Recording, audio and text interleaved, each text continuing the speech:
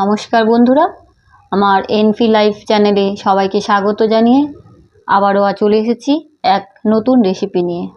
এই যে রেসিপির নাম হচ্ছে, আজকে করব কাঁচা কলার কোপ্তা কারি। এই যে কাঁচা কলা নিয়ে নিয়েছি বন্ধুরা, দেখুন এই যে কাঁচা কলাগুলো। এখান থেকে আমি কয়েকটা কাঁচা কলা নিয়ে আমি এর কোপ্তা কারি করবো। আর তার সাথে নিয়েছি একটা বড় দেখে আলু।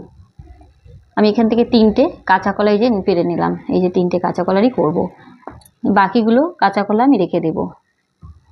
এই কলাগুলোকে আমি পিস পিস করে বটিতে কেটে নেব। এই যে এটাকে আমি ফেলে দেব। এই যে দেখুন, তাহলে আমার সেদ্ধ হতে ভালো হবে।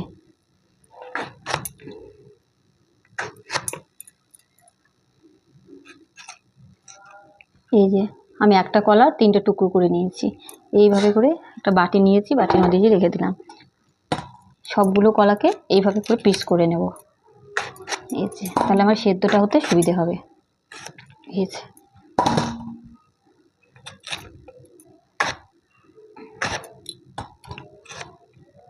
এই দেখুন, আমি 3টে কলারই করছি। আর তার সাথে একটা আলু নিয়ে নিয়েছি। আলুটাকে পিস করে দিচ্ছি 2টো টুকরো। এই যে আমি এগুলোকে ভালো করে ধুয়ে নেব, নিয়ে প্রেশার কুকারে একটা সিটি মেরে দেব।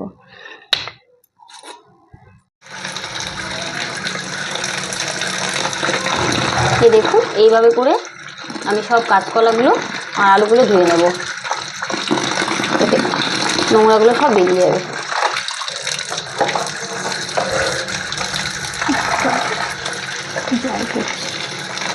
ধুয়ে নেবার পর আমি একটা প্রেশার কুকারে এই যে কাঁচকলাগুলো আলুগুলো সব দিয়ে দেব। ভালো করে ধুয়ে নিয়েছি। এই দেখুন, এতে একটু হলুদ দিয়ে দেব। এই যে সামান্য হলুদ দিয়ে দিলাম, তাহলে কষটা আমার বেরিয়ে যাবে। একটু লবণ দিয়ে দিব, সেদ্ধ হতে আমার সময় লাগবে না।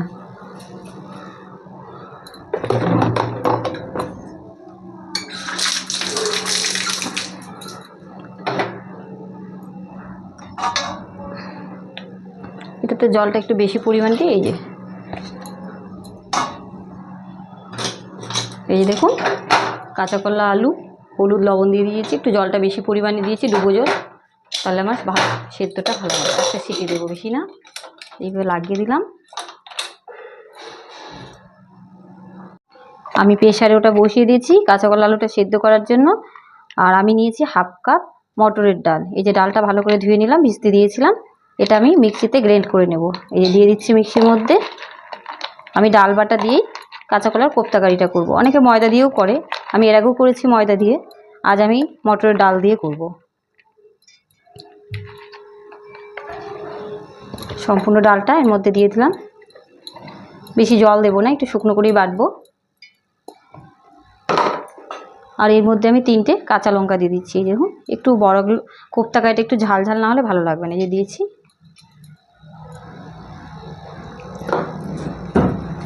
আমি একটু জল দেব, এটাকে বেশি জল দেব না, নরম করব না। একটু যাতে টাইট থাকে ডাল বাটাটা, তাহলে আমার কোপ্তা কারিটা করতেও সুবিধা হবে। দিয়ে এই যে ঢাকনাটা দিয়ে দিলাম।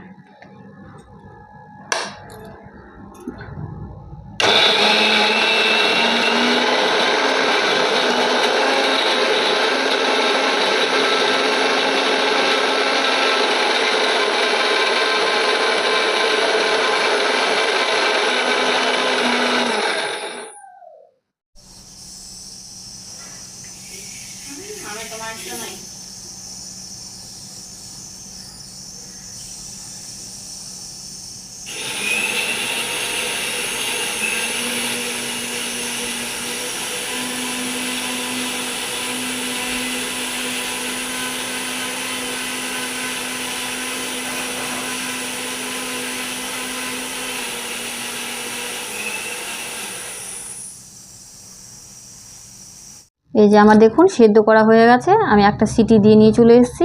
গরম গরম আছে, এটাকে আমি ছাড়িয়ে নেব। বেশি ঠান্ডা হয়ে গেলে এই দেখুন কি সুন্দর সেদ্ধ হয়েছে, নিজে নিজে খোসাটা আমার ছাড়ানো হয়ে যাচ্ছে। এই যে প্রত্যেকটা কলা আর আলু এইভাবে করে আমি ছাড়িয়ে নেব।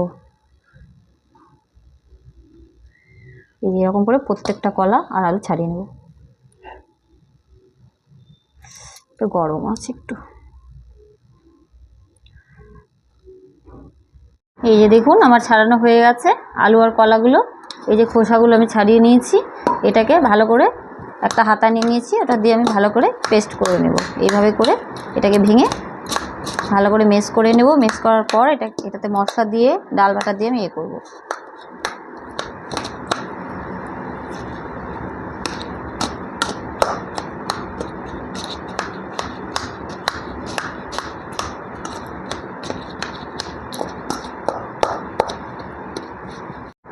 এই দেখুন ভালো করে আলু আর কলাটা আমি মিক্স করে নিয়েছি। এতে আমি দিয়ে দিব ডাল বাটা, 4 চামচ আমি ডাল বাটা দিয়ে দিব। সবটাই আমার লেগে গেল, 4 চামচের মতনই হলো। দিয়ে দিলাম, সবটাই দিয়ে দিলাম। আমি ভাবলাম যে 4 চামচের বেশি হবে, হলো না। দিয়ে দিয়েছি ডাল বাটাটা। এতে দেব পরিমাণ মতন হলুদ। এই দেখুন হলুদ নিয়ে নিয়েছি।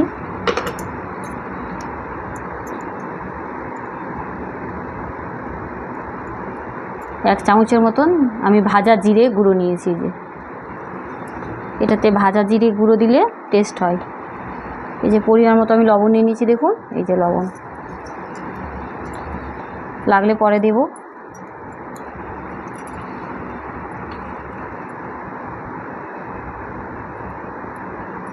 অল্প একটু গরম মশলা নিয়ে নিয়েছি, দেখুন। এই যে সবগুলোকে ভালো করে আমি আরও মেশ করে নেব। হাতার সাহায্যে আমি এটাকে করে নিয়েছি। তারপর সবগুলো দিয়ে ভালো করে মেশ করে নেব।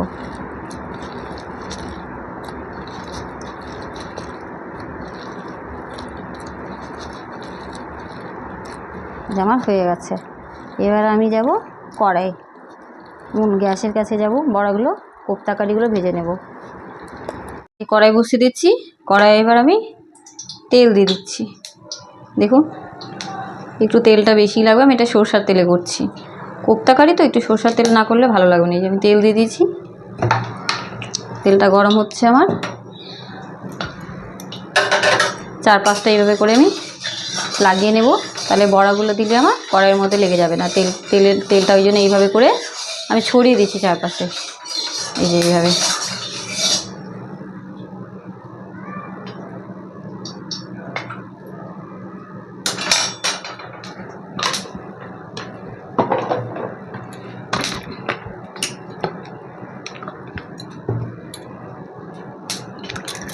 এইভাবে করে দেখুন আমি একটু সরষার তেল নিয়ে নিয়েছি যে হাতের মধ্যে। এইভাবে করব, তাহলে বড়াটা আমার হাতের মধ্যে লাগবে না।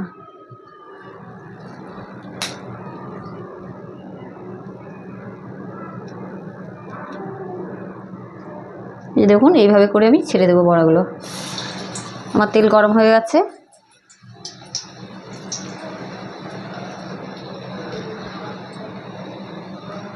এইভাবে করে আমি প্রত্যেকটা কোপ্তা কারি ছেড়ে দেবো।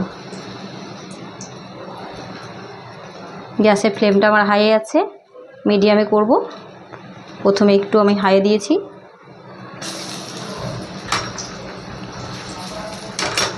এই যে লোয়ে করে দিলাম আমি গ্যাসের ফ্লেমটা।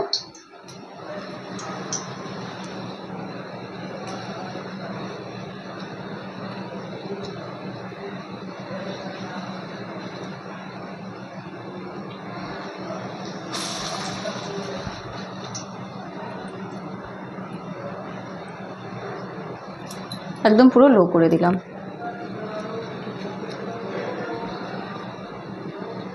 যেমন করে প্রতিটা আমি কোপ্তা কারি ছেড়ে দিচ্ছি।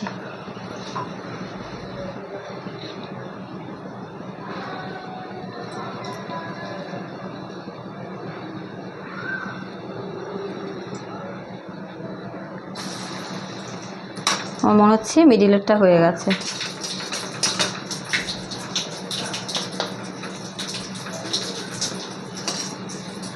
এই যে দেখুন আমার হয়ে গেছে। এইভাবে করে আমি প্রতিটা উল্টে নেব। এপিঠ ওপিঠ দুপিঠই আমাকে ভালো করে ভেজে নিতে হবে। দেখুন কি সুন্দর লাল করে ভাজা হয়ে গেছে। প্রত্যেকটা কোপ্তা কারি এইভাবে করে আমি উল্টে নেব।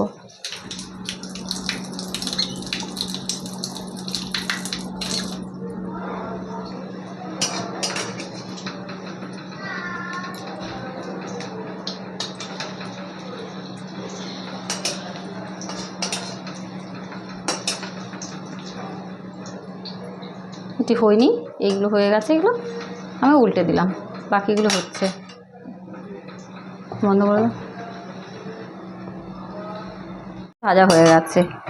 এবার আমি কোপ্তা করেগুলোকে নামিয়ে নেবো। এই যে একটা একটা করে আমি নামিয়ে নিচ্ছি।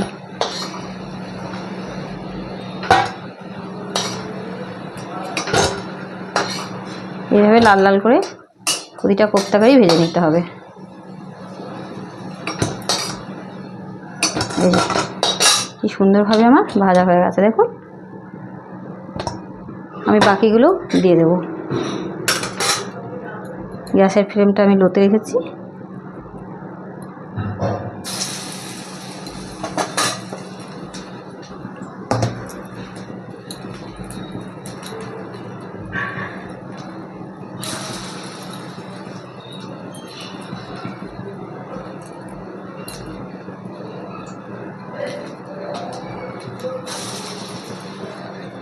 এইভাবে প্রতিটা আমি দিয়ে দেবো। আবারও আমি দিয়ে লাল করে আবার ভেজে নেব আগেরগুলোর মতো সবগুলো।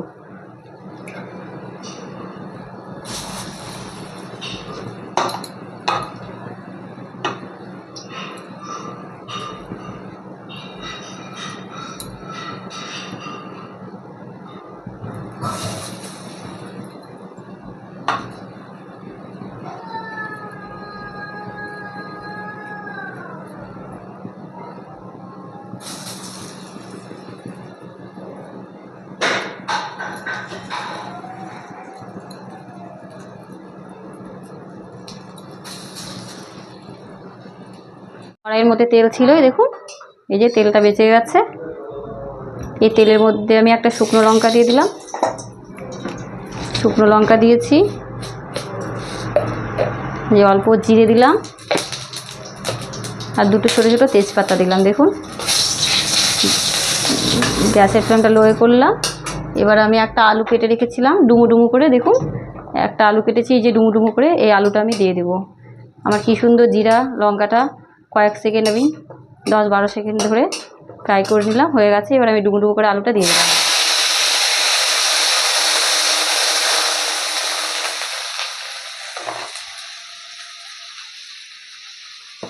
এটাকে ভালো করে আমি একটু ভেজে নেব।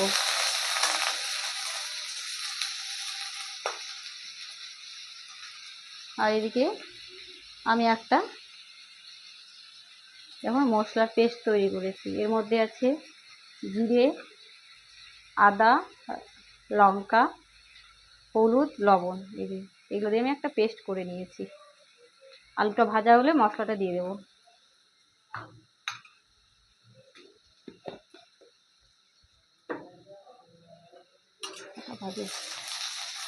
দেখুন ঢেলে দিয়েছি। আলুটা আমার লাল করে ভেজে নেওয়ার পর আমি যে মশলাটা দেখালাম সেই মশলাটা দিয়ে দিয়েছি, দিয়ে একটু আমি জল দিয়েছি। এবার আমি এটাকে ভালো করে নেড়ে চেড়ে ভেজে নেব।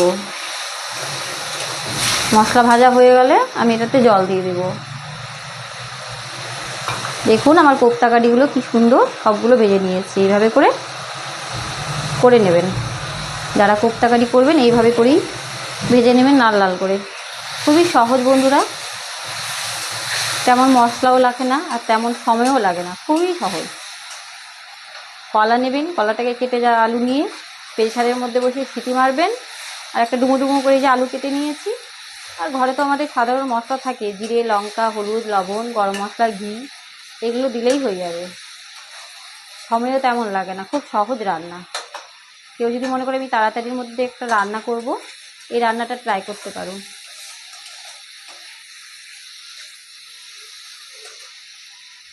এই যে দেখুন আমার মশলাটাও ভাজা হয়ে গেছে।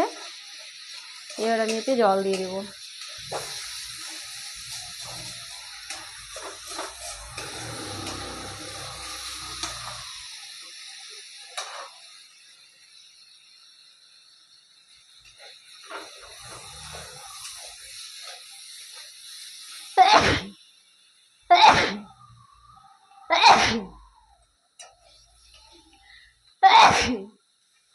জল দিয়ে দিচ্ছি। যে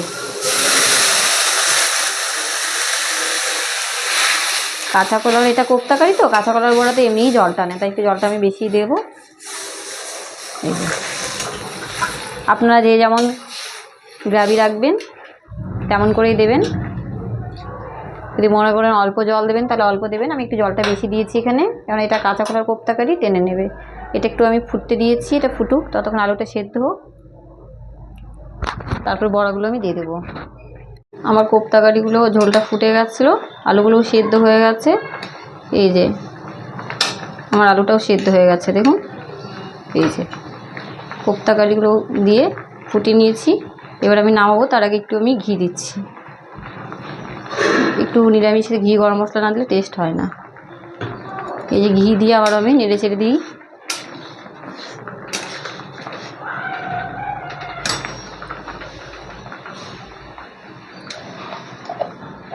গরম মশলা,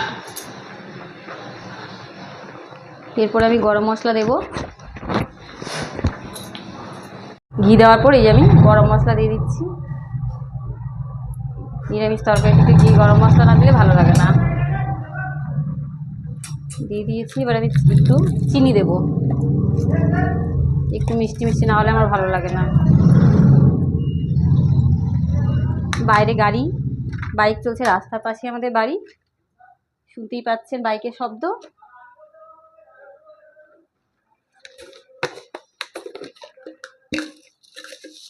এই যে আমি একটু হাফ চামচ চিনি দিয়ে দিলাম। আপনারা মিষ্টি খেলে দেবেন, না খেলে দেবেন না, পরিমাণ মতো দেবেন। কম খেলে কম দেবেন, বেশি খেলে বেশি দেবেন। আর যদি কেউ, অনেক বন্ধুরা আবার মিষ্টি পছন্দ করে না, সুগার আছে, অনেক আবার এটা পছন্দও করেন না, দেবেন না, এটা অপশান। আমি একটু দিই নিরামিষে, তাই আমি দিলাম।